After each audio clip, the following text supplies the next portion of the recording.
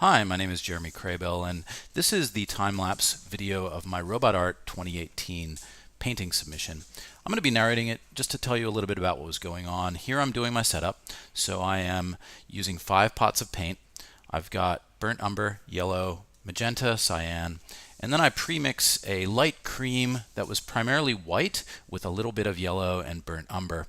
And that was what was used for the robot for the first part of painting, and as it went along, it was darkening up that cream into sort of a mid-brown. I've also added a fair amount of water to those pots. I'm using gouache paint, which is a very fast-drying water-based paint. It does require water, and it dries out very quickly.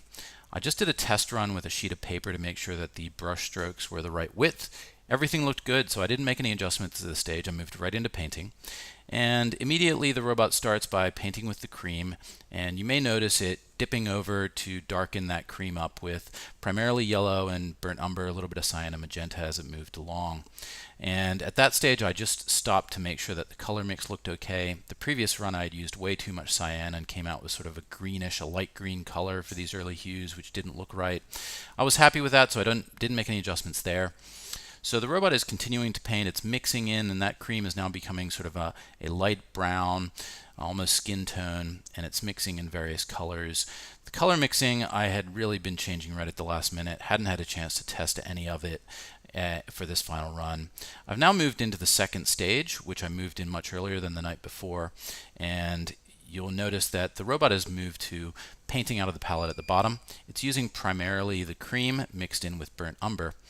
And I stopped it here because I panicked. I realized that the robot's paint mix, which I had written just right at the last minute for this last run, although it was using the minimum amount of burnt umber I could put into the mix, it was coming out way too brown. What you see, the brown there, is supposed to be sort of a light mid-brown, and it was quite dark. It was using 5 strokes of cream and 1 stroke of burnt umber, and I just realized that this was the wrong approach.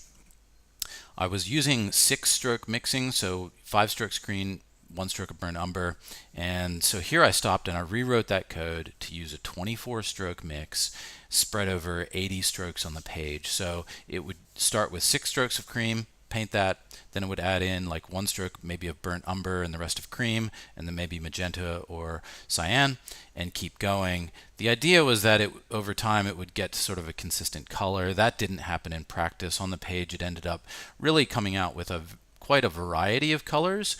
I like the end product, but it wasn't really an intended consequence. I had watched a YouTube video that was advocating doing more color mixing with gouache on the page than you do in the palette, and that was partially my concept, but it really didn't work as I intended. I'm happy with the result though. Here I stopped to rehydrate the gouache, which was starting to coagulate quite a bit, and the color mix has now been adjusted. So you'll notice that pot at the bottom much lighter than the brown it had been earlier. It's using mostly the brownish cream, and then it is adding burnt umber from time to time. Instead of sort of ending up with a consistent status quo color in that pot over time, it ended up kind of cycling through different colors. So you notice here it's a little bit more cyan, then it's going to go more brown, then it's going to go more cream. That resulted in a wide variety of colors. Like I said, I liked the result, but it wasn't exactly what I was going for. I've now moved over to mixing out of the second paint palette pot at the bottom. So we're moving into kind of the midder, darker browns, painting the background a little bit, filling in details. And at this point, I'm fairly happy with how the colors are looking on the page. But one of the issues with gouache is that what you see when it comes off the brush really changes by the time it dries. And so there really wasn't much time to make adjustments that would account for that. I stop here. I'm adjusting the color mix again. I think at this point I was using just a little bit too much magenta in the brownish reds, and so I adjusted that down and adjusted it to using that 24 color mix I had been using, and then kept going. So we're still in sort of the mid browns. At this point we're about halfway through the paint, so it was a total of 4,000 strokes that were used on this particular run. We're probably just under halfway here. I'm stopping there to hydrate a couple of the colors that had really started building almost a skin on top, and then we keep going. Robot's moving pretty quickly at this point, and I'm fairly happy with the result, but what I'm really hoping to avoid was the disaster I had on the night before, which was that I had a one-line bug in my code that caused a long brown stroke to be painted across the page, and I was fairly sure I'd fixed that, but at this point that would have been really game over if that had happened.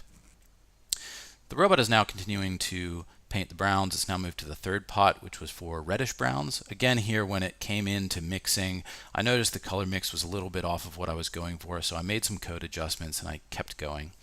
And same thing here. I think this was probably the second tint out of that pot, changing the color mix a little bit and just making sure that it was going to get me the result that I was looking for. And a little bit more code adjustment. I think I probably spent about 30 minutes in code during this final run. So it's probably about 2.5 hours of painting and 30 minutes of bug fixing. We're on that third pot and we're now starting to fill in the eyes and some of the facial detail. The background is coming in and it's starting to come together. I'm starting to get worried about time here. I only had about maybe an hour left in the lab here before I got kicked out, and I wanted to make sure I finished. So at this point I pretty much committed myself to not making any adjustments that weren't absolutely necessary. We're now moving into the darkest browns and filling in that hair as well as some shadows around the collar. This was sort of a magenta brownish color, and now we're moving into the magenta orange colors on the right, and then we move back to some of the brown tints and are using those, filling in the remaining detail. And then the only color pot that's left is going to be the final one on the right, which is very brief. It's just a little bit of green for some highlights, and the painting is nearing completion now. I'm on the home run and I finished with less than 30 minutes left in my lab time. I was pretty happy with the result, and I was pretty happy with the final painting as it turned out and as I was able to submit it to the Robot Art 2018 competition. Thanks a lot for watching this video. If you have any questions, please let me know, and I really appreciate your time. And if you like my painting, please do vote for it in the Robot Art competition.